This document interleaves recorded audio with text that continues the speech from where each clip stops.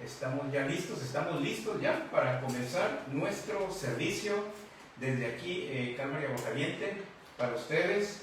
Bien, vamos a continuar adelante, Les recuerdo que el fin de semana ya estamos finalizando la primera carta de Pedro. Estamos en el capítulo 5 y hoy vamos a terminar con este maravilloso capítulo 5 de primera carta de Pedro.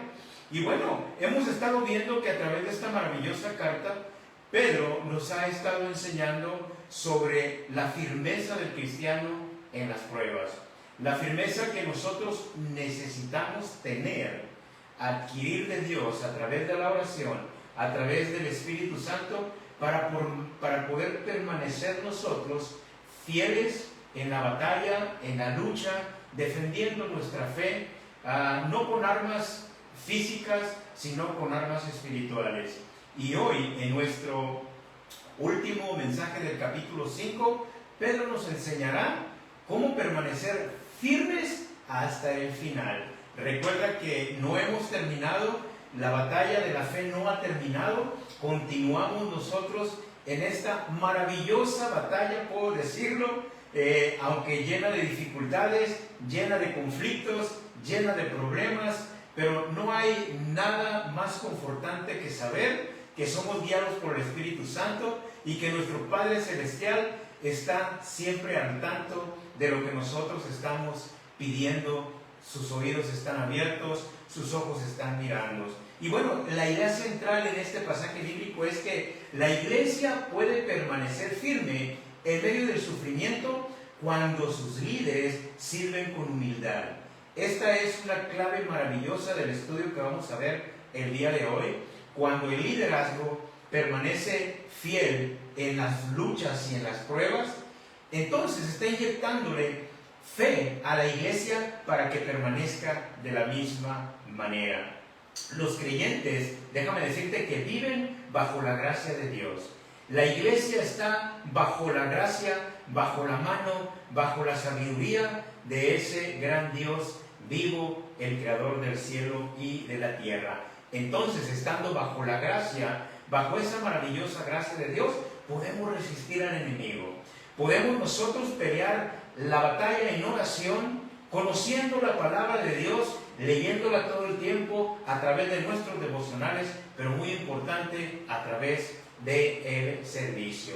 Luego, cuando nosotros resistimos al enemigo, podemos descansar en la obra restauradora de nuestro Señor Jesucristo. Pues hoy vamos a ver cómo Pedro termina su carta, llevando al creyente desde el tema del sufrimiento hacia el tema de la firmeza. Y una cosa bien importante es que no basta comenzar bien, no basta que comencemos la carrera nosotros con esa emoción que se siente muchas veces. No basta solamente con comenzar, necesitamos nosotros mantenernos firmes hasta el final. Y esa firmeza solo la podemos nosotros adquirir, puedo decirlo, o llevarla paso a paso a través del Espíritu Santo. Entonces el capítulo 5 presenta responsabilidades para los pastores, para los jóvenes y para toda la iglesia. Y al final termina entonces recordándonos que detrás de todo sufrimiento está el Dios de toda gracia. Y una de las cosas más difíciles de la vida cristiana no es solamente comenzar a caminar con Cristo. Cuando nosotros comenzamos a caminar con el Señor, muchas veces enfrentamos dificultades al inicio. Y es normal que nosotros comencemos a experimentar muchas dificultades, hay muchas dudas cuando comenzamos a caminar con Jesús, hay diferentes pensamientos, hay ataques directos al corazón, nuestros sentimientos. Y bueno, ¿qué te puedo decir tú que sabes y que has caminado con el Señor? Lo difícil que es comenzar a caminar con Él. Pero no es solamente la dificultad de comenzar con Él, sino seguir caminando cuando llegan las pruebas y comienzan a aumentar. Pedro ha hablado repetidamente del sufrimiento en esta maravillosa carta, en estos 4 capítulos anteriores que estuvimos estudiando. Y ahora, al cerrar su carta, nos enseña cómo debe comportarse una iglesia. una iglesia que atraviesa tiempos difíciles. Y yo considero que no hay una iglesia aquí en la tierra que no esté pasando por tiempos difíciles. Hay muchos tiempos difíciles, todo el tiempo hay dificultades con las personas, con los de afuera, dificultades legales, dificultades con el pecado dentro de la iglesia. Bueno, es muy reconfortante saber que en todo esto fiel es Dios para permanecer con nosotros. Y el capítulo puede resumirse de esta manera: los líderes deben pastorear, deben de enfocarse en pastorear la iglesia aun cuando las dificultades están sucediendo. Los creyentes deben de permanecer humildes, orando fervientemente por sus líderes, orando fervientemente para que el Señor los pueda llevar en esa transición. La iglesia siempre debe permanecer alerta. ¿Se apagó? Se paró, se detuvo. Vamos a seguir adelante. Puede que sea el internet o algo, pero vamos a continuar adelante haciendo este servicio. Bueno, bien vemos que Dios mismo sostiene y restaura a sus hijos. Vamos a continuar adelante. Se está restableciendo ya, tenemos algunos problemas técnicos como es normal, pero vamos a seguir adelante. Estamos ya conectados una vez más. Un hermano le dice al pastor: pastor, ore por mí no le dijo, ore por mí porque, pastor, yo tengo mucha paciencia. Usted no sabe, cuando están enseñando de la paciencia, yo siempre pienso, yo siempre soy paciente. Por favor, ore porque yo tengo mucha paciencia, pastor. Y el pastor le preguntó, ¿por qué necesitas oración por eso? Porque al pastor no le hacía sentido lo que estaba pidiendo. ¿Por qué alguien puede pedir oración cuando ya tiene la paciencia? Porque estoy esperando que se me acabe un día. Estoy esperando que se me acabe esa paciencia. Y bueno, la realidad es que todos queremos paciencia, pero normalmente queremos obtenerla sin pasar por circunstancias que nos obligan a ejercitarlas. La paciencia en el cristiano es como un músculo, hay que ejercitarlo. Entre más lo ejercitamos, más fuerte se hace el músculo de la paciencia. Vamos a continuar adelante. Entonces vemos que Pedro nos va a enseñar precisamente a levantar las pesas de la paciencia. Dios utiliza unas pruebas para afirmarnos, fortalecernos y establecer nuestra vida espiritual. Tres cosas que Dios utiliza a través de las pruebas, y son para afirmarnos, para fortalecernos y para establecer nuestra vida espiritual. Si tú estás tomando notas, te animo a que lo hagas, por favor. Vamos a estar en Primera de Pedro, capítulo 5. Vamos a estudiar en esta ocasión los versículos del primer versículo 1 al versículo 14 de Primera de Pedro. Y hoy vamos a concluir con la primera carta de la iglesia, de Pedro para la iglesia. Y el título para la enseñanza es Firmes hasta el final. Una vez más, firmes hasta el final.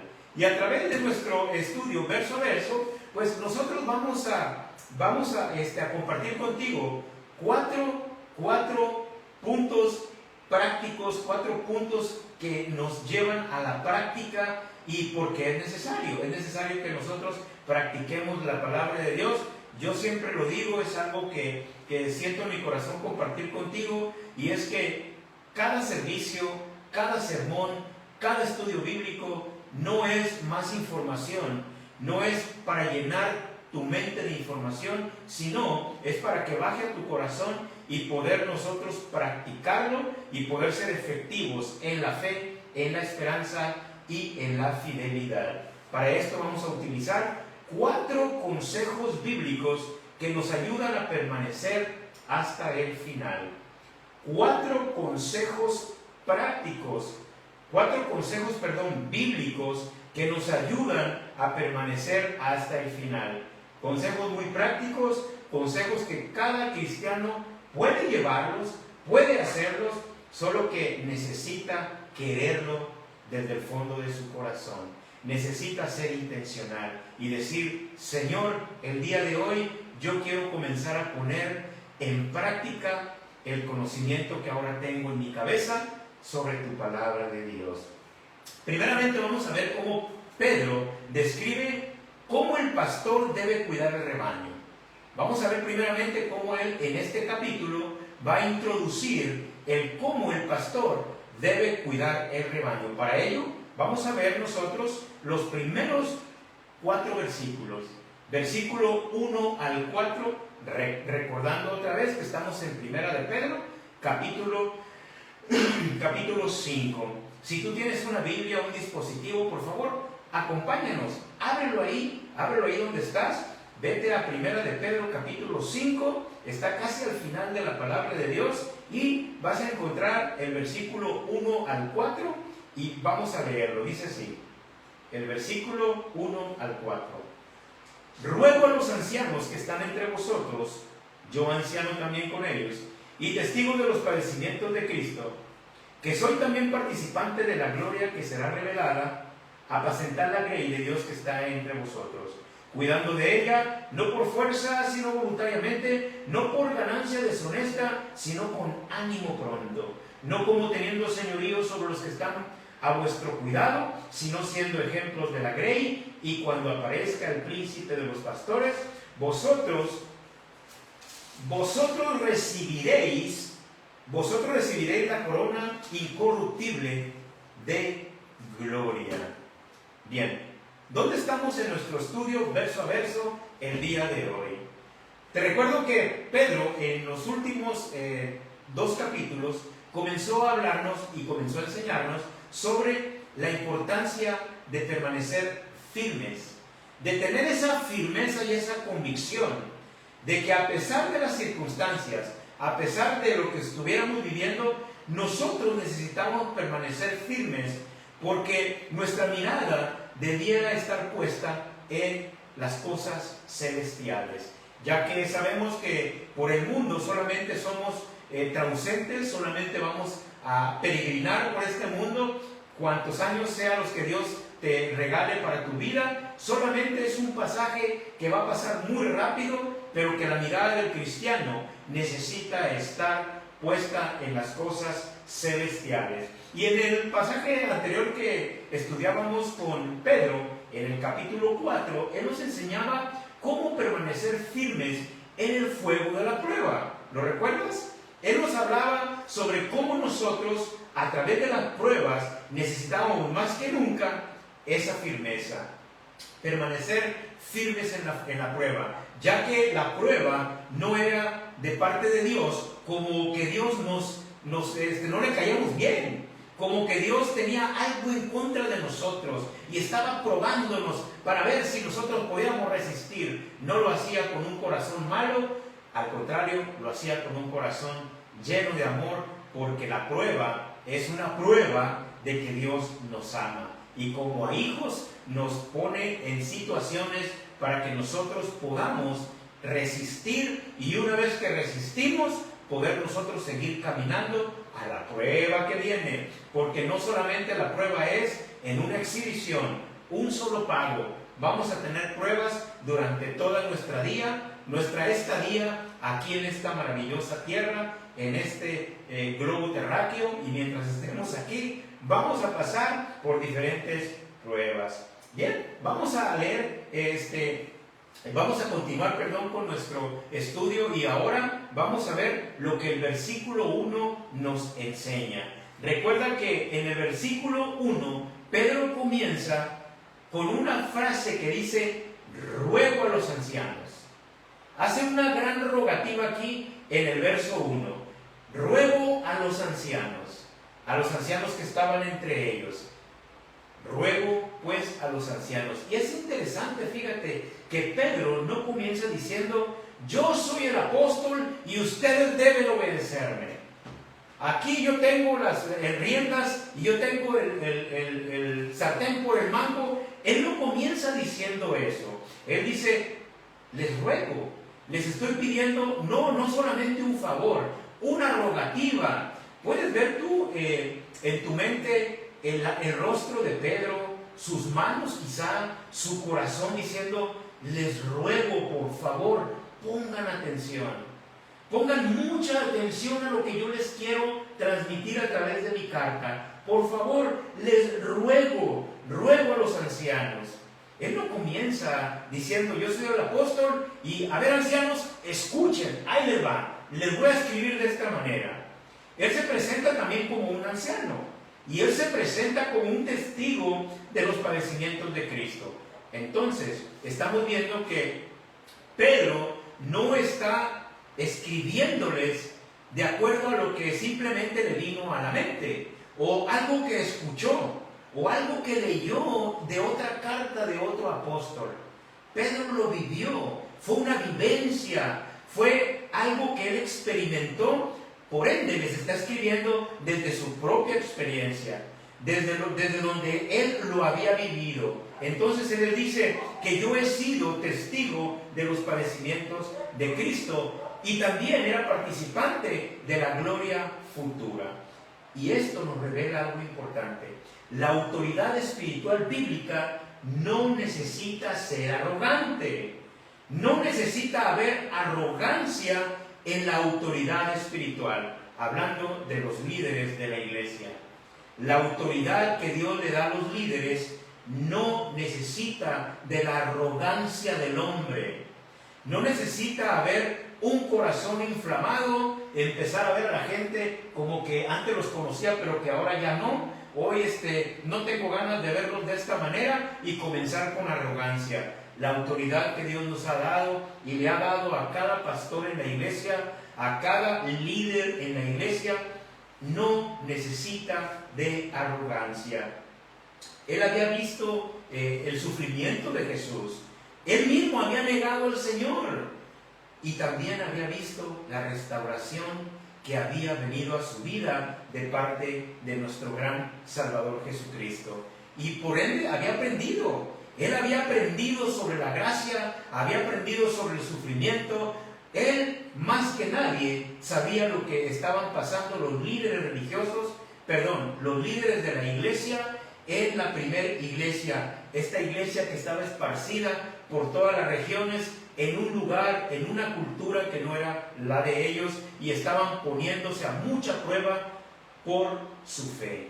Bien, entonces, él había aprendido en el liderazgo que Jesucristo lo había llamado. Entonces, el liderazgo espiritual no consiste en dominar a otros, en tener un dominio y decir, necesito hablarles de esta manera para tener un cierto dominio sobre ellos, porque si no, entonces no me van a hacer caso. Una cosa es bien diferente, tener una postura de mucho respeto hacia todos, y en tu equipo, en el equipo de iglesia, en el equipo con los demás servidores, siempre debe de haber ese respeto. Es mejor que haya el respeto y hacer líneas de servicio y tener bien claro qué es lo que nos corresponde, pero con mucho respeto y no con arrogancia. Jesús le había dicho a Pedro, apacienta mis ovejas. Pedro está ahora transmitiendo esa misma responsabilidad a los ancianos. Pedro no está haciendo algo que desconoce, no está comunicando algo que le es desconocido o que simplemente lo leyó. Él está experimentando de labios de Jesucristo lo que él le había enseñado. Le dijo, apacienta a mis ovejas. Y eso es lo que le está transmitiendo a los ancianos. Ahora, ¿quiénes son estos ancianos? Quizás tú puedes tener en tu mente, a mí, yo recuerdo que las primeras veces que yo comenzaba a leer la palabra de Dios, yo tendía en realidad a pensar que cuando hablaba de ancianos eran algunas personas por ahí de los 80, 85, 90 años. Voy a decirlo así como puros viejitos, ¿no?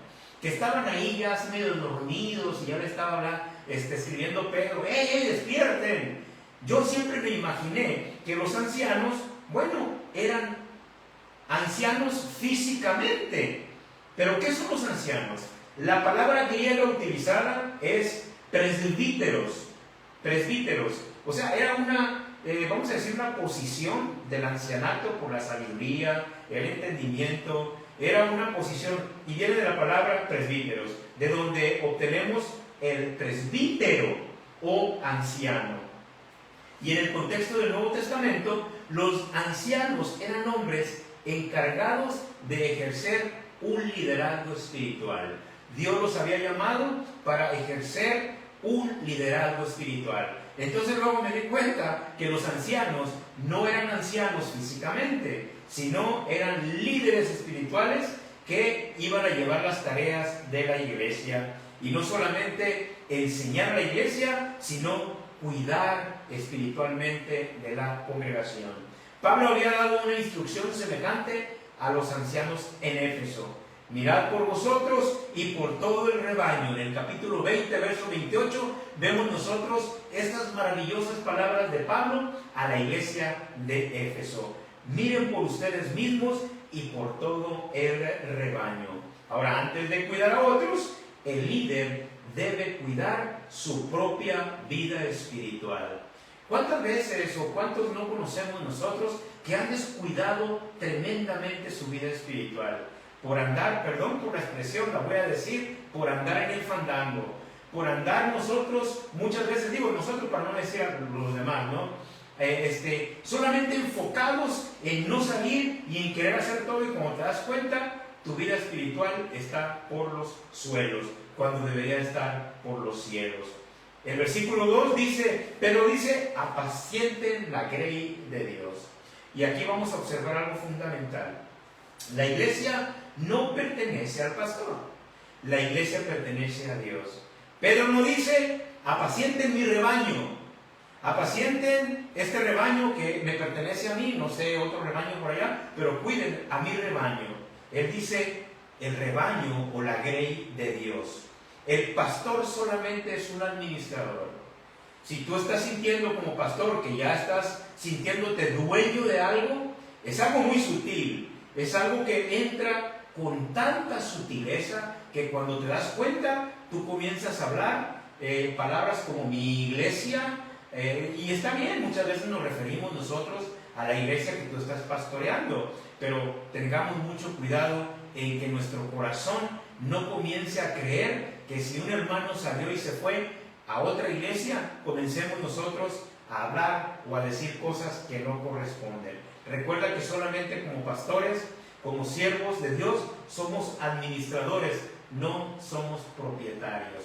No somos propietarios de las ovejas, no somos propietarios de la grey. La palabra apacentar o apacienta comunica la idea de alimentar, cuidar, proteger y dirigir. Solamente como nosotros, administradores de la gracia de Dios, nos corresponde alimentar, cuidar, proteger y dirigir. No somos dueños del rebaño.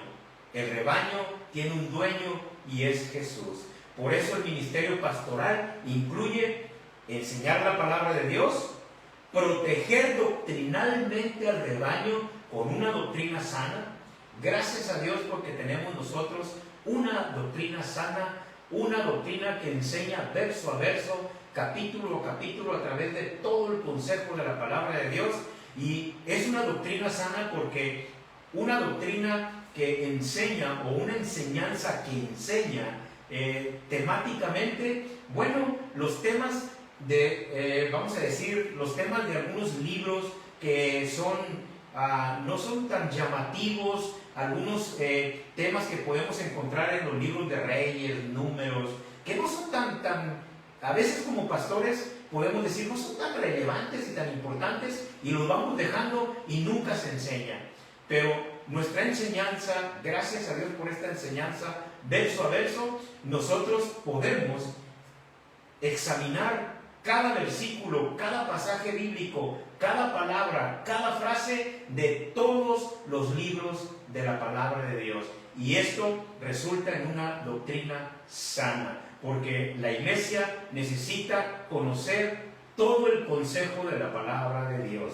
Así que el trabajo del administrador, del pastor, es proteger doctrinalmente al rebaño, cuidarnos espiritualmente de cualquier situación que haya espiritual, como consejería bíblica, todas estas ramas que en la iglesia vemos en una iglesia de una enseñanza sana. También el pastor está ahí y los líderes están trabajando con él para exhortar, corregir y consolar. Muchas veces recuerdo a nuestro amado pastor Chuck Smith, que decía: yo no solamente oro para que vengan las almas, también oro para que se puedan ir, para que el Señor las saque de aquí, porque hay problemas que necesitamos que Dios nos ayude a resolver y decirle: Señor, por favor, llévate a esta persona.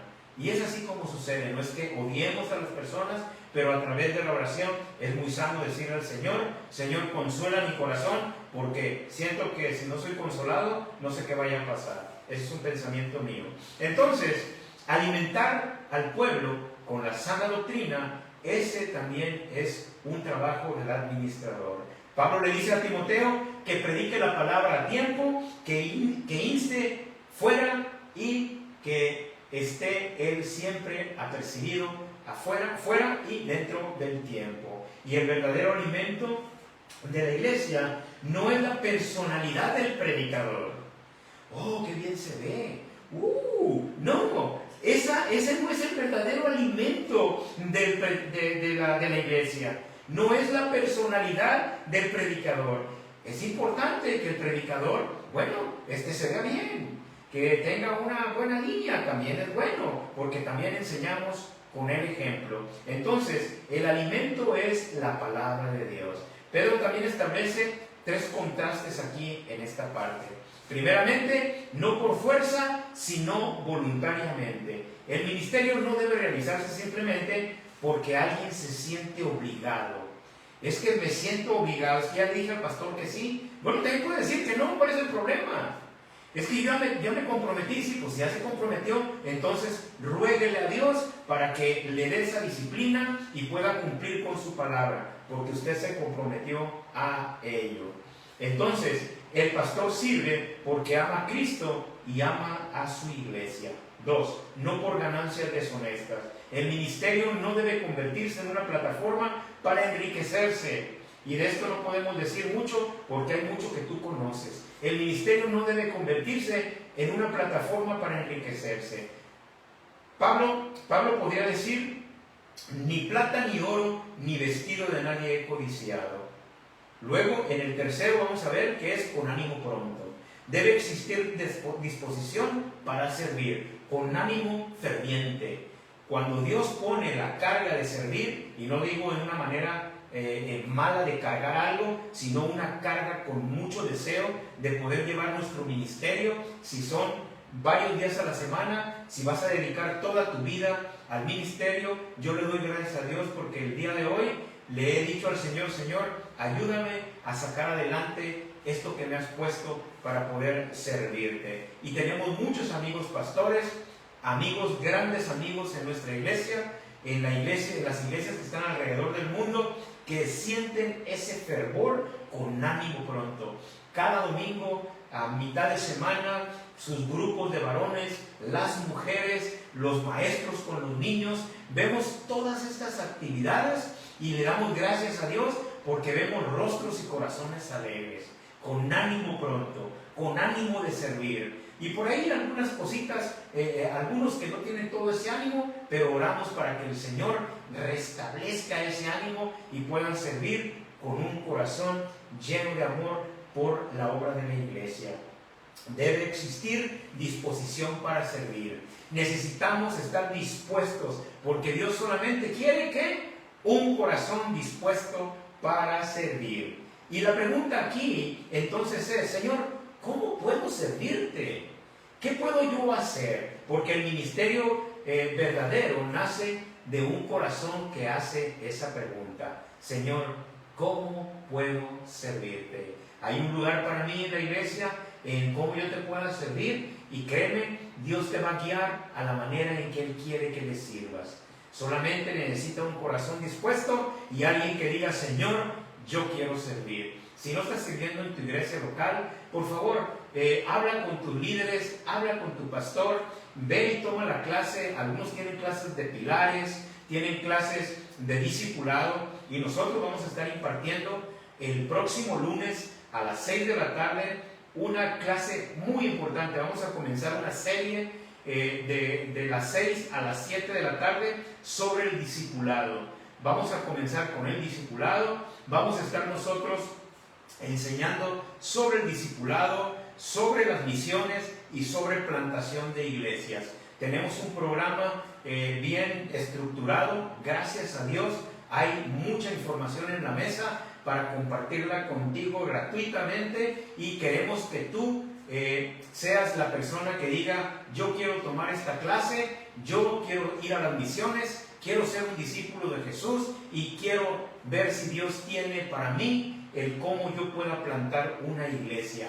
Bien, te esperamos. Si tú eres ese corazón, el lunes próximo a las 6 de la tarde vamos a estar transmitiéndolo en vivo a través de nuestras plataformas, y te invitamos a que seas parte de ello, para que tomes tus notas, le ores a Dios, y va a ser una serie que yo estoy considerando que vamos a durar por ahí unos, no sé el tiempo, pero el resto del año vamos a estar todos los lunes, con el favor de Dios, transmitiendo el discipulado. Lo vamos a llamar el discipulado, pero tiene estas tres partes importantes, que es el discipulado, las misiones y plantación de iglesias.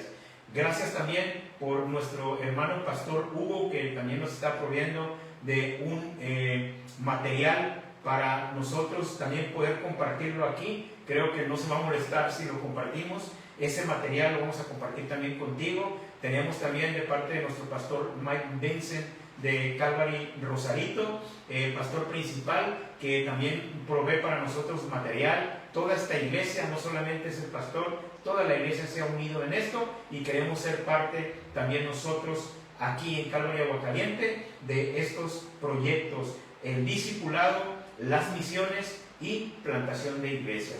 Continuamos entonces con nuestro servicio del día de hoy. Vamos a ver el versículo 3.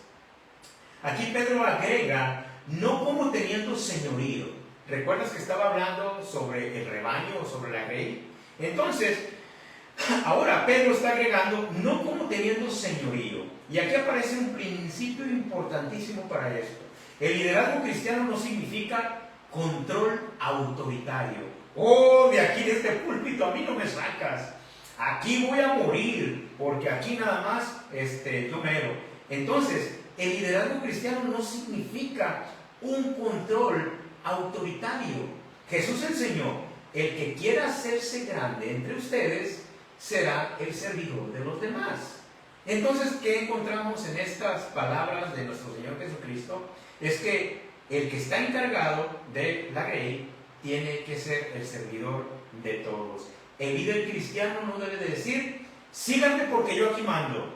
Oye, está por aquí el que manda. Acá estoy, yo soy el que mando aquí, el mero mero. Pero el Señor, el cristiano no debe de decir eso: síganme porque yo mando. Él debe poder decir: síganme porque yo estoy siguiendo a Cristo. Síganme porque mi ejemplo es de estar siguiendo a Cristo. Síganme porque yo sigo a Jesús. Pedro termina diciendo: sino siendo ejemplos de la grey, siendo ejemplos de la iglesia. Esta es una de las características principales del liderazgo bíblico. Esta es una de las principales características que vamos a ver el próximo lunes en la introducción a el liderazgo, en la introducción al discipulado. Y esta es una de las características principales, siendo ejemplo de un líder que sigue a Jesús. El ejemplo precede a la autoridad. Una iglesia no solamente necesita pastorear o necesita pastores que sepan hablar. No solamente la iglesia necesita pastores parlachines o pericos en el púlpito. No solamente que sepan hablar, necesita pastores que sepan vivir. Necesita pastores que entiendan la humildad del servicio, que entiendan que quien está a cargo es Dios mismo. Necesita hombres que puedan decir como Pablo lo dijo: sean imitadores de mí, así como yo de Cristo. Y para llegar a ese estado, la pregunta ¿es fácil llegar ahí? No lo es.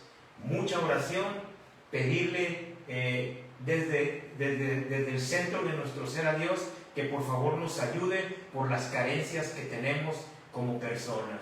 Pero ¿quién es el que puede decir y quién te puede calificar? Bueno, los que te rodean, tu cónyuge, tus hijos, tus amigos, las personas con las que trabajas, la iglesia misma. Ellos son los que dan un veredicto, pero el veredicto principal viene de Dios, porque todo lo que se hace en lo oculto aparece en la luz.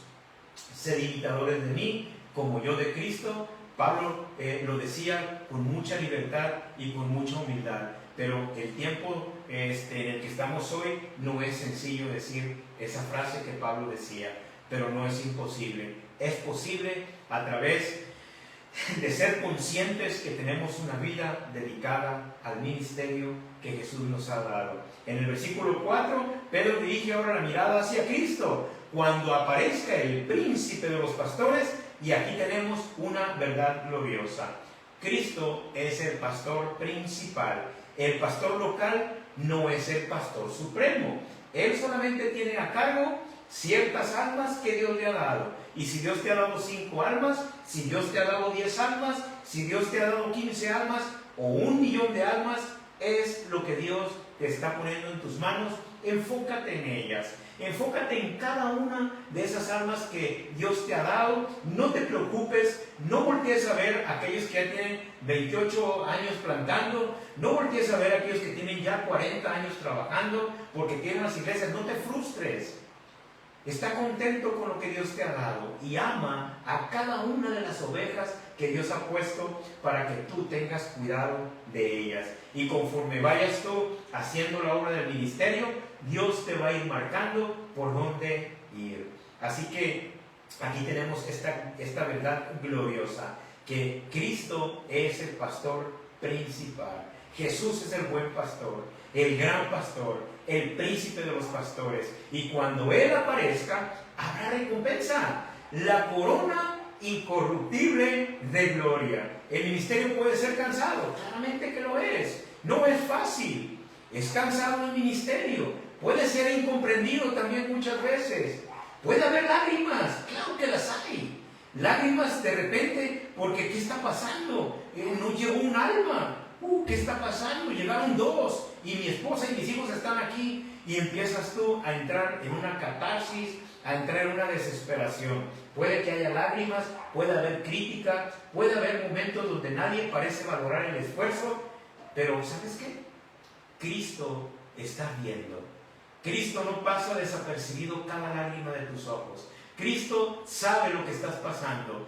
Jesús sabe y Él está mirando y escuchando tu clamor. Y el verdadero siervo no sirve principalmente para recibir reconocimiento de los hombres. No te preocupes, no pasa nada. Sigue orando a Dios. No busques el querer que aquellas personas que pudieran criticarte o pudieran decir algo, no sé, erróneo, o que no estás echándole ganas. No te preocupes por ello.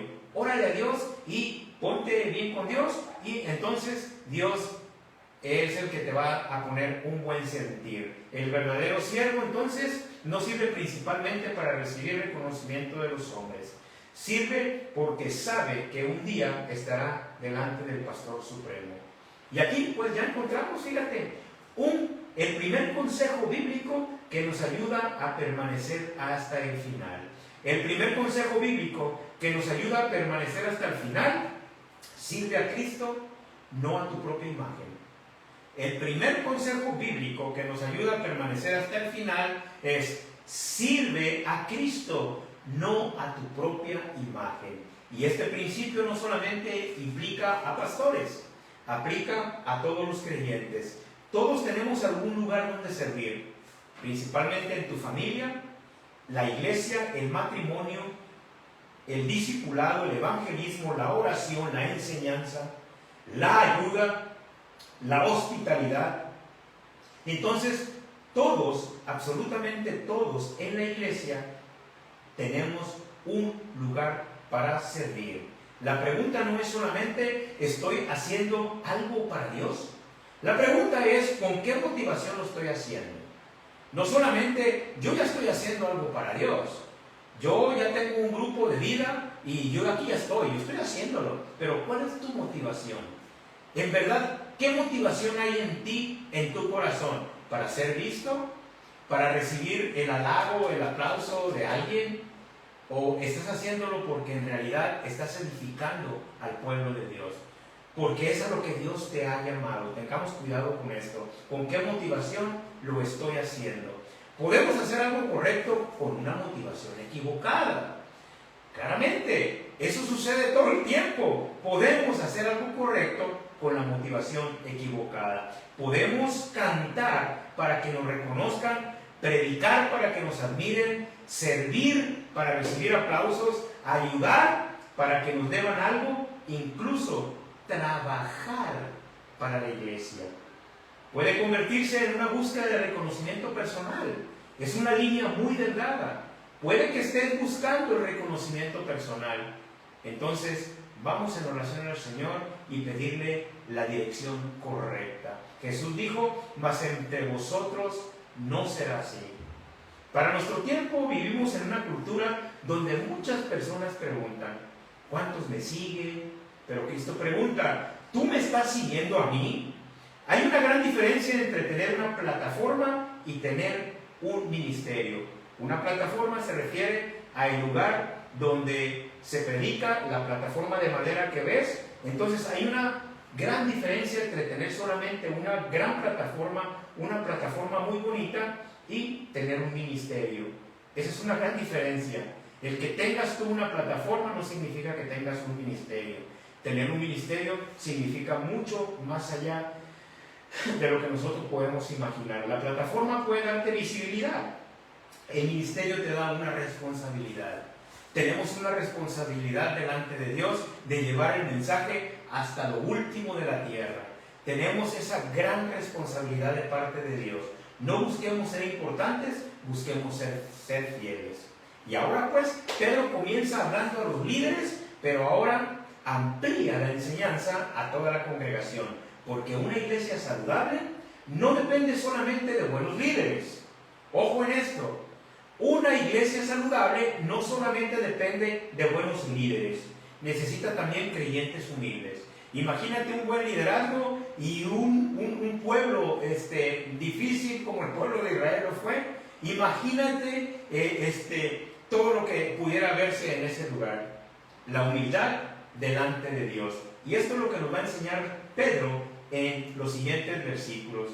Vamos a estar en los versículos 5 al 7. Lean con nosotros los versículos 5 al 7.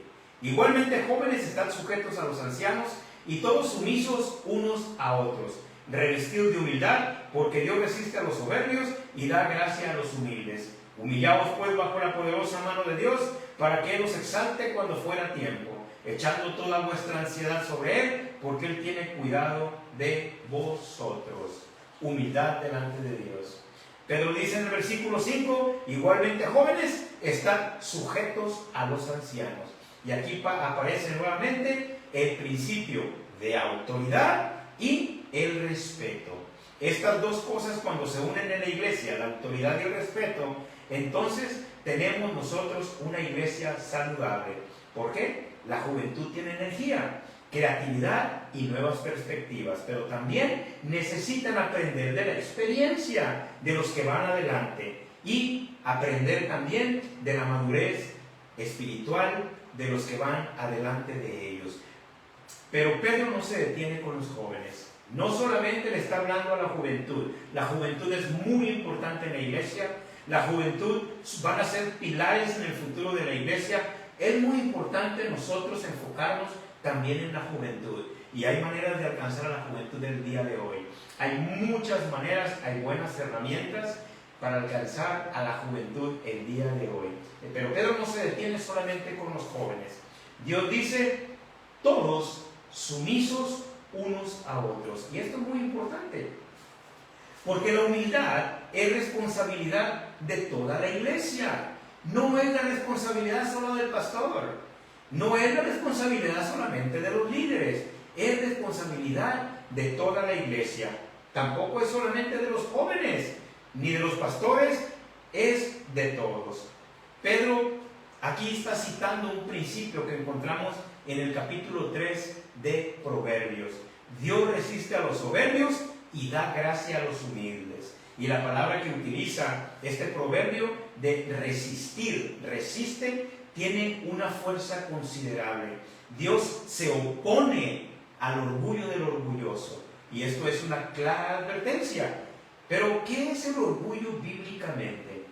El orgullo no significa simplemente sentirse bien con nosotros mismos. Hay personas que así lo ven, que el orgullo es simplemente sentirte bien contigo mismo. Pero el orgullo espiritual dice, no necesito que Dios me diga cómo vivir. Así se ve el orgullo espiritual en una persona. Yo no necesito que Dios me diga cómo vivir. Yo no necesito que la Biblia me marque el paso que yo voy a llevar, cómo me vista, cómo me vea, cómo debo de hablar, cómo debo de comportarme. Ese es el principio que encontramos nosotros en este principio en Proverbios 3, versículo 34. Entonces, el orgullo dice, yo sé más, yo tengo razón, no necesito consejos, no necesito corrección, no necesito cambiar. Dios debería hacer las cosas a mi manera. No sé si lo has escuchado, pero está por todas partes. Pero el humilde dice, Señor, enséñame. Solo enséñame a poder vivir. Enséñame a vivir correctamente. Enséñame la dirección que debo de tomar en mi vida. Vamos a continuar. Y el versículo 6 dice, humillaos pues bajo la poderosa mano de Dios. La humildad bíblica no significa pensar que somos inútiles. Significa reconocer correctamente quién es Dios. ¿Y quiénes somos nosotros? ¿Quién es Dios y quién soy yo? Esa es la humildad espiritual a la cual se está refiriendo. Así que la humildad significa colocar nuestra vida bajo la autoridad de Dios. Recuerda que estos principios que estamos viendo el día de hoy a través de esta carta son maravillosos para poder caminar delante de Dios. Versículo 7, este es uno de los versículos claves pastorales del capítulo. Echando toda vuestra ansiedad sobre Él, porque Él tiene cuidado de vosotros. Pedro conecta la humildad con la ansiedad. ¿Por qué? Porque muchas veces la ansiedad es una expresión de nuestra necesidad. Pero ¿qué necesidad tenemos? La necesidad de controlar lo que realmente Dios puede controlar. Y viene la ansiedad porque yo no puedo controlar lo único que Dios puede controlar. La humildad dice, Dios, esto es demasiado grande para mí, pero no es demasiado grande para ti. No significa que dejemos de actuar. Significa que hacemos y que tomamos nuestra responsabilidad y nos abandonamos a las manos de Dios. Bien, hemos llegado entonces al segundo consejo bíblico que nos ayuda a permanecer hasta el final.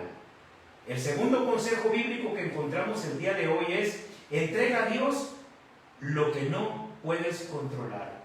Esta es una tarea para ti esta semana. Es entrega a Dios lo que no puedas tú controlar. Todos cargamos cosas. Todos tenemos cargas todos los días. Yo me acuesto en la noche y ya me acuesto y comienzo a hacer algún recuento y digo, bueno, creo que cambiar errores del pasado. Esto es muy común. Errores del pasado, preocupaciones económicas, son reales, pero las estamos cargando y son cosas que solo Dios puede cargar y darnos sabiduría para nosotros poderlas sacar adelante. Preocupaciones económicas, preguntas que todavía no tienen una respuesta. ¿Con quién se va a casar mi niña que tiene 6 años?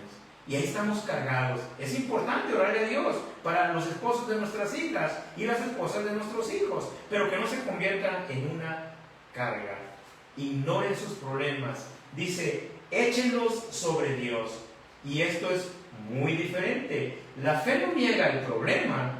La fe reconoce que Dios es mayor que el problema. Entonces, en medio de toda esta situación, ¿qué es lo que necesitamos? Fe en Dios. Echemos toda nuestra ansiedad, pongamos toda nuestra carga delante de Dios con fe y Él nos sacará adelante. Salmo 55, 22 dice: echa sobre Jehová tu carga y Él te sustentará. Y esta es una palabra de esperanza para ti el día de hoy, porque Él no dejará para siempre caído al justo. ¿Qué estás cargando hoy que deberías estar entregando a Dios? Tal vez puedas cambiar la circunstancia, tal vez no la puedas cambiar, pero puedes cambiar dónde colocar tu confianza. La ansiedad te dice: tengo que resolverlo todo, tengo que resolverlo todo y dejarlo en perfecta condición. La fe dice: haré lo que Dios me ha llamado a hacer y confiaré en Él, no importa el resultado. Vamos a continuar adelante y ahora vamos a ver que Pedro sabe que una persona cansada, ansiosa y orgullosa se convierte en un blanco fácil. Por eso, después de enseñarnos a descansar en Dios, ahora nos llama a estar despiertos, firmes frente al enemigo. Y esto lo vamos a ver en los versículos siguientes, los versículos 8 al 11. Versículo 8 al 11 dice: sed sobrios y velad, porque vuestro adversario el diablo, como león rugiente, anda alrededor buscando a quien devorar, al cual resistid firmes en la fe, sabiendo que los mismos padecimientos se van cumpliendo en vuestros hermanos en todo el mundo. Mas el Dios de toda gracia, que nos llamó a su gloria eterna en Jesús, después que haya padecido un poco de tiempo, Él mismo os perfeccione, afirme, fortalezca y establezca. A Él sea la gloria y el imperio por los siglos de los siglos. Amén. Versículo 8. Aquí en este versículo, entonces vemos cómo Pedro cambia el tono. Ya aquí ya le dio un tono diferente a esta conversación. Sed sobrios y velad. Aquí aparecen dos mandatos: sobrio y velar. La idea es permanecer espiritualmente despiertos y alertas. ¿Por qué? Pedro nos da la respuesta: porque vuestro adversario, el diablo, él es nuestro adversario, él no es nuestro amigo.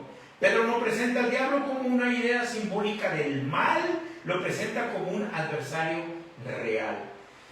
Y la palabra adversario implica alguien que se opone, alguien que está en contra, alguien que está tratando de detener la verdad y está como un león rugiente. Pedro utiliza esta imagen poderosa: como león rugiente, anda alrededor buscando a quien devorar. Un león busca su presa vulnerable, y en la vulnerabilidad espiritual es ahí donde Satanás actúa. Cuando dejamos de estar vigilantes, el enemigo puede aprovechar el aislamiento que te lleva el orgullo, la amargura, la tentación, cansancio espiritual, falta de oración, desconocimiento de la palabra, resentimiento y pecado no confesado. Por eso Pablo dice: no ignoremos sus maquinaciones.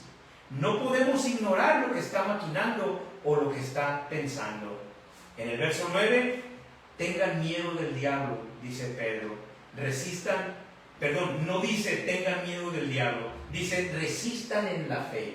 El cristiano no necesita vivir atemorizado o aterrorizado. Necesita permanecer firme a Jesús. Necesitamos nosotros entonces permanecer firmes, no con fórmulas mágicas, no mediante superstición, no mediante gritos, no. Resistimos ¿cómo? Permaneciendo en Cristo, conociendo su palabra, orando, confesando nuestros pecados, evitando ocasiones de tentación, permaneciendo en comunión con otros creyentes. Pedro añade entonces: sabiendo que los mismos padecimientos se van cumpliendo en nuestros hermanos en todo el mundo. No eres el único que está batallando o sufriendo, no eres el único que puede ser devorado por Satanás. Hay muchas personas que están en esa misma condición. Y en el verso 10 encontramos: mas el Dios de toda gracia. Qué descripción tan hermosa para Dios, el Dios de toda la gracia que nosotros necesitamos. Es toda la gracia que nos va a establecer, y su gloria eterna en Jesús será nuestro fundamento. Así que en el verso 11 vemos que a Él sea la gloria y el imperio por los siglos de los siglos. Esto es muy importante y es algo que nosotros debemos reconocer. Pedro comienza hablando del sufrimiento, pero termina hablando de la gloria de Dios. Y ahora vamos a encontrar aquí el tercer consejo bíblico que nos ayuda a permanecer firmes hasta el final. Y es: no bajes la guardia. No bajes la guardia. Tenemos que nosotros permanecer firmes en lo que Dios nos ha llamado a hacer. Podemos estar conectados con cientos de personas y desconectados de la comunión de Dios. Primera de Tesalonicenses dice 5:6: por tanto no durmamos como los demás, sino velemos y seamos sobrios. Hay una batalla espiritual alrededor de nosotros, en la mente, en el matrimonio, en la familia, en la enseñanza, en la pureza, en el tiempo, las prioridades, en el testimonio. Hay una gran batalla en todas estas áreas, y el enemigo no necesita destruir nuestra vida de un día para otro. Él lo va a hacer lentamente y lo va a hacer poco a poco, y créeme, lo va a lograr. Bien, entonces Pedro nos ha mostrado al enemigo rugiendo como león, pero no termina con el león, termina con el Dios de toda gracia. El enemigo quiere destruir, Dios quiere restaurar, permaneciendo en la verdadera gracia. Vamos a leer los últimos versículos, los versículos 12 al 14. 12 al 14. Por conducto de Silvano, a quien tengo por hermano fiel, os he escrito brevemente, amonestando y testificando que esta es la verdadera gracia de Dios, en la cual estáis. La iglesia que está en Babilonia, elegida juntamente con vosotros, y Marcos mi hijo os saludan. Saludos unos a otros con ósculo de amor. La paz sea con todos vosotros los que estáis en Jesucristo. Amén. Por conducto de Silvano. Probablemente se refiere a Silas, un colaborador conocido del ministerio apostólico. Y bien, Pedro ya se está despidiendo.